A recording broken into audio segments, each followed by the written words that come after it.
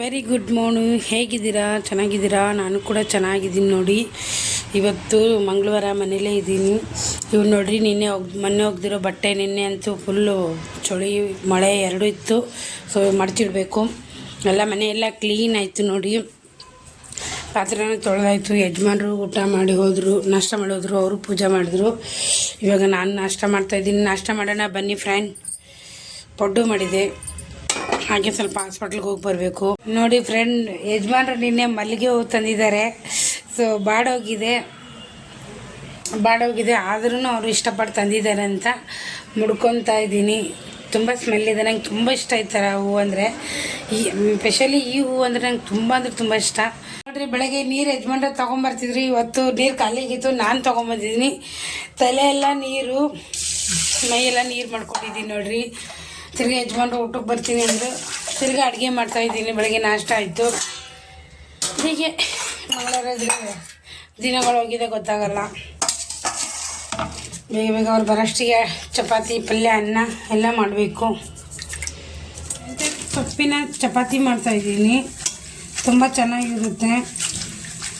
ತೊಗೊಂಡಿದ್ದೀನಿ, ಅದಕ್ಕೆ ತೊಳೆದಿರೋ ಮೆಂತ್ಯ ಹಾಕ್ತಾಯಿದ್ದೀನಿ. ಚಪಾತಿ ಚೆನ್ನಾಗಿ ಬರುತ್ತೆ. ಮೆಂತ್ಯ ಹಾಕ್ಕೊಂಡಿದ್ದೀನಿ.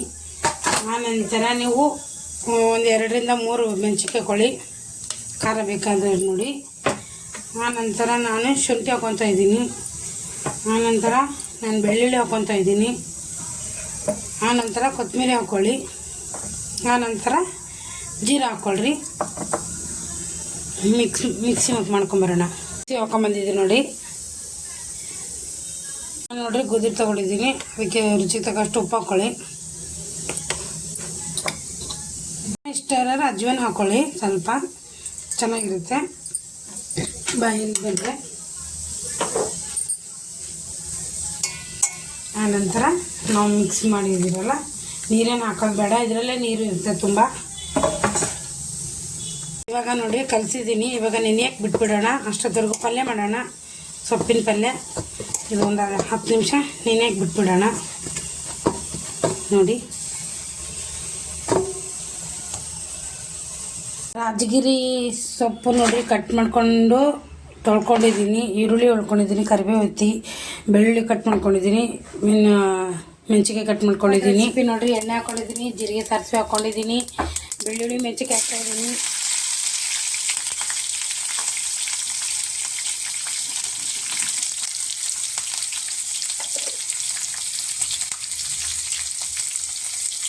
ಆನಂತರ ನಾನು ಈರುಳ್ಳಿ ಹಾಕ್ತಾ ಇದ್ದೀನಿ.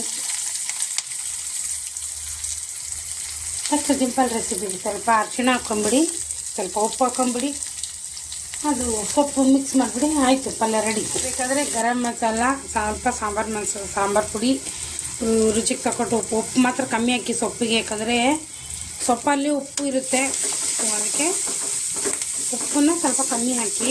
ನಿಮಗೆ ಖಾರ ಕಮ್ಮಿ ಆದರೆ ಖಾರ ಪುಡಿ ಹಾಕಿ, ಮೆಣಸಿನ್ಕಾಯಿ ಖಾರ ಇಲ್ಲ ಅಂದರೆ ಸೊಪ್ಪು ಹಾಕಿ ಕ್ಲೋಸ್ ಮಾಡಿಬಿಟ್ಬಿಡೋಣ. ರೆಡಿ ಆಯ್ತು ನೋಡಿರಿ, ಈ ಸೊಪ್ಪಿನ ಪಲ್ಯ ರೆಡಿ. ಇದಕ್ಕೆ ನಮ್ಮ ಕಡೆಗೆ ಸ್ವಲ್ಪ ಶೇಂಗಾ ಪುಡಿ ಹಾಕ್ತಾರೆ. ಶೇಂಗಾ ಪುಡಿ ಹಾಕ್ತೈತಿ, ಚೆನ್ನಾಗಿರ್ತೈತಿ.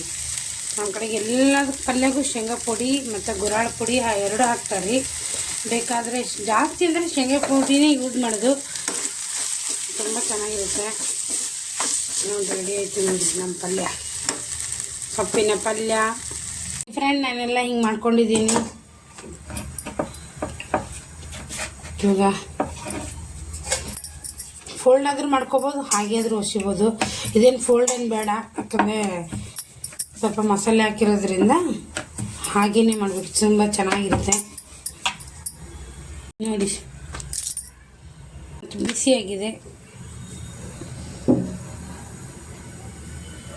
ಬೇಕಾದರೆ ಎಣ್ಣೆನೋ ತುಪ್ಪನೋ ಇಲ್ಲ ಬೆಣ್ಣೆನೋ ಹಚ್ಕೊಂಡು ಇಲ್ಲ ಹಾಗೇನೂ ಸುಟ್ಕೊಂಡು ತಿನ್ಬೋದು. ತುಂಬ ಅಂದರೆ ತುಂಬ ಚೆನ್ನಾಗಿರುತ್ತೆ. ನಾನು ಸ್ವಲ್ಪ ಎಣ್ಣೆ ಹಚ್ಚಿದ್ದೀನಿ, ಜಾಸ್ತಿ ಹಚ್ಚಿಲ್ಲ, ಲೈಟಾಗಿ ಹಚ್ಚಿದ್ದೀನಿ, ಜಾಸ್ತಿನೂ ಇಲ್ಲ.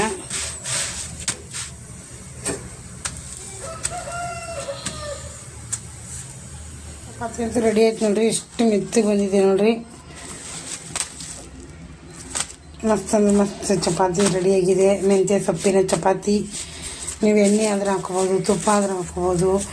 ಮಕ್ಕಳಿಗೆ ಟಿಫನ್ಗೆ ಚೆನ್ನಾಗಿರುತ್ತೆ. ಈ ಥರ ಎಲ್ಲ ವೆರೈಟಿ ಚಪಾತಿ, ವೆರೈಟಿ ದೋಸೆ, ಈ ಥರ ಮಕ್ಕಳು ಟಿಫನ್ ತೊಗೊಂಡೋಗುವಾಗ ಚೆನ್ನಾಗಿ ಕಾಣಿಸುತ್ತೆ. ಡೈಲಿ ನಾವು ಅನ್ನ ಸಾಂಬಾರು ಉಪ್ಪಿಟ್ಟು ಈ ಥರ ಮಾಡೋಕ್ಕಂದ್ರೆ ಈ ಥರ ಚಪಾತಿಗಳು, ವೆರೈಟಿ ಕಳಿಸಿದರೆ ಮಕ್ಕಳು ಕೂಡ ಇಷ್ಟಪಟ್ಟು ತಿಂತಾರೆ ಅಂತ ನನ್ನ ಭಾವನೆ. ಆಮೇಲೆ ಇನ್ನೊಂದು ಸೊಪ್ಪು ಅದು ಏನು ತಿನ್ನಲ್ಲ ಅನ್ನೋರಿಗೆ ಈ ಥರ ಮಾಡಿಕೊಡ್ಬೋದು ಅಂತ ನಾನು ಹೇಳೋಕ್ಕೆ ಇಷ್ಟಪಡ್ತೀನಿ. ಬಂದು ನೋಡಿರಿ, ಸೊಪ್ಪಿನ ಪಲ್ಯ, ಮೆಂತ್ಯ ಸೊಪ್ಪಿನ ಚಪಾತಿ, ಮೊಸರು. ಇವಾಗ ಊಟಕ್ಕೆ ಕೊಡೋಣ. ಮುಚ್ಚಿಟ್ರೆ ಬಿಸಿ ಚೆನ್ನಾಗಿರುತ್ತೆ. ಹೇಗಾಗಿದೆ ಅಂತ ಹೇಳ್ತಾರೆ. ಹೆಂಗಾಗಿದ್ರಿ? ಹಾಂ, ಆಯ್ತು. ಅವ್ರ ಕೆಲಸದ ಬಟ್ಟೆ ಮೇಲೆ ಹಾಗೆ ಊಟ ಮಾಡ್ತಾಯಿದ್ದಾರೆ. ಮಧ್ಯಾಹ್ನ ಊಟಕ್ಕೆ ಬಂದಿದ್ದಾರೆ. ಡೈಲಿ ಟಿಫನ್ ತೊಗೊಂಡು ಹೋಗ್ತಿದ್ರು. ಇವತ್ತು ನಾನು ಮನೇಲಿ ಇದ್ದಕ್ಕೋಸ್ಕರ ಮಧ್ಯಾಹ್ನ ಊಟಕ್ಕೆ ಬನ್ನಿ ಅಂದೆ, ಅದಕ್ಕೆ ಊಟಕ್ಕೆ ಬಂದಿದ್ದಾರೆ. ಓಕೆ ಫ್ರೆಂಡ್, ಈ ವಿಡಿಯೋ ಇಲ್ಲಿಗೆ ಎಂಡ್ ಮಾಡ್ತೀನಿ. ತುಂಬ ಲಾಂಗ್ ಆಗುತ್ತೆ. ಯಾವುದೇ ಒಂದು ಕಾರಣಕ್ಕೆ ನಿಮ್ಗೆ ಇಷ್ಟ ಆದರೆ ಲೈಕ್ ಕೊಟ್ಟು ಶೇರ್ ಮಾಡಿ, ಸಬ್ಸ್ಕ್ರೈಬ್ ಮಾಡಿ. Thank for watching.